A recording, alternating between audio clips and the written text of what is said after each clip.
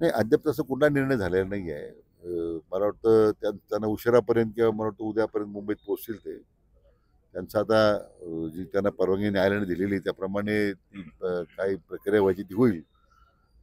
आता त्यांची सरकारबरोबर चर्चा करण्याची तयारी असेल ते म्हणतात. मी ते आता आपल्या माध्यमातून पाहिलंय. आम्ही आम्ही आणि आमची तीच भूमिका आहे. आम्ही सुद्धा काही प्रतिष्ठेचा प्रश्न केलेलाच नाही हा. आम्ही सुद्धा चर्चा करायला तयार आहोत. पण आता म्हणजे उद्या मुंबईत आल्यानंतर मग अ, अ, कोण काय धोरण काय ठरतंय त्याप्रमाणे निर्णय करू. काँग्रेसने बैठक होईल समितीची. काँग्रेसच्या अनेक नेत्यांनी सध्या जरांगेंच्या आंदोलनाला पाठिंबा दिलेला आहे. मात्र जरांगेंची मागणी आहे की ओबीसी मध्ये आमचा समावेश करावा. एकीकडे राहुल गांधी ओबीसी बचावासाठी प्रयत्न करत असताना ही मागणी तुम्हाला कशी वाटते काँग्रेस नेत्यांची राज्यातील? असं आहे की काँग्रेसचे नेते जे आहेत ते मला वाटतं जरा जनतेनेच त्यांना हद्दपार केलेलं आहे त्यांच्या या सगळ्या दुहेरी भूमिकेमुळं. आज ते अस्तित्व करता आज पाठिंबा द्यायला निघालेत. मग एकदा त्यांनी राहुल गांधींनी एकदा हे जाहीर केलं पाहिजे ना की आम्हाला ओबीसी महाराष्ट्रात आंदोलन सुरू आहे. ते राष्ट्रीय नेते आहेत त्या पक्षाचे. संसदेमध्ये विरोधी पक्ष नेते आहेत. तरी सांगावं की आम्ही ओबीसीमध्ये मराठा समाजाला आरक्षण देऊ. एका बाजूला ओबीसीच्या करता ते बोलतात आणि त्यांची मंडळीकडे पाठिंबा देतात काही काँग्रेसची मंडळी. म्हणजे मला वाटतं सरकारची भूमिका हीच राहिली पहिल्यापासून की ओबीसीच्या आरक्षणाला आपण धक्का लावणार नाही. सरकारची भूमिका कालही होती, आजही आणि ती उद्या तीच राहणार आहे.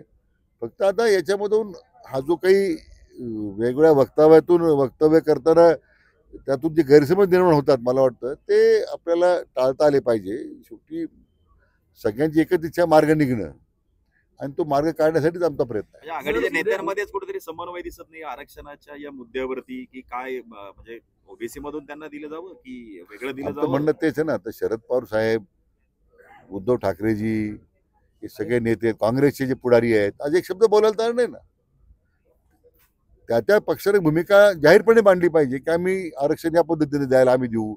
आरक्षण या पद्धतीने दिल्यास आमचा पाठिंबा राहील. काहीतरी बोला ना. मला वाटतं सगळेजण चुप्पी साधून आहेत आणि त्यातून म्हणजे ज्यांच्या सत्तेमध्ये असताना ज्यांच्यावर दायित्व होतं ते निभावलं नाही आणि आज मात्र सोयीप्रमाणे त्यांनी गप्प बसण्याची भूमिका घेतलेली आहे या सगळ्या लोकांनी. नागपूरला उपसमितीची उद्या बैठक होईल का? नागपूरला ओबीसी समाजाची बैठक झाली आहे. पंकजा मुंडे आणि छगन भुजबळ यांना विचारात घेऊन संघर्ष यात्रा काढण्याच्या तयारीत आहे. माझी त्या सगळ्या बांधवांना विनंती आहे की संघर्ष यात्रा काढण्याची सध्या आवश्यकता काही नाही आहे.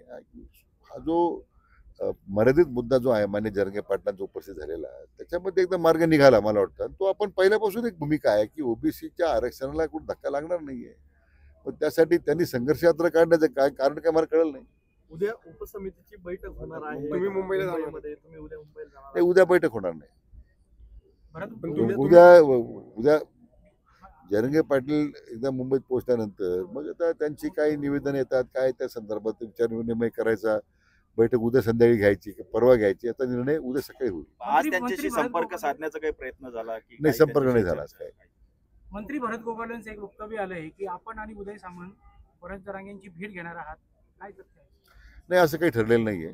मला वाटत नाही त्यांना कोणून बातमी मिळाली.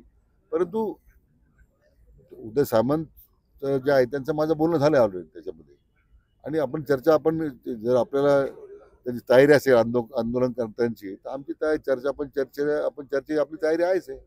ही शासनाची भूमिका पहिल्यापासून जाहीर आहे. मनोज जरांगेंचा ताफा जो आहे तो नारायणगावच्या पुढे सरकलेला आहे. हजारो मराठी बांधव जे आहेत त्या दिशेने कूच करताय मुंबईच्या दिशेने. कोणाला तरी पुढाकार घ्यावा लागेल ना. तरी जरांगे साहेबांनी कोण नाही आलं.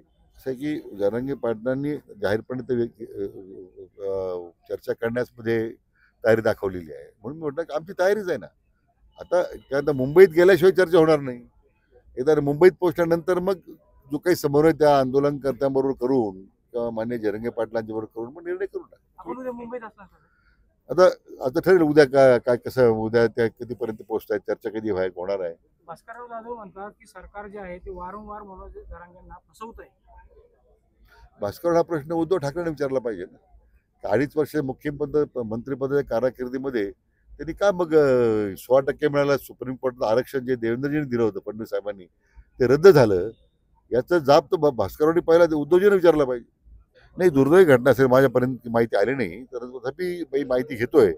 परंतु निश्चितपणे त्या कुटुंबाला मदत करणं, जसं आपण आंदोलन करताना ज्या काही दुर्दैवानं जे आंदोलक मृत्युमुखी पडले आहेत, आपण त्यांना प्रत्येकी 10 लाख रुपये द्यायचा आपण निर्णय केला होता.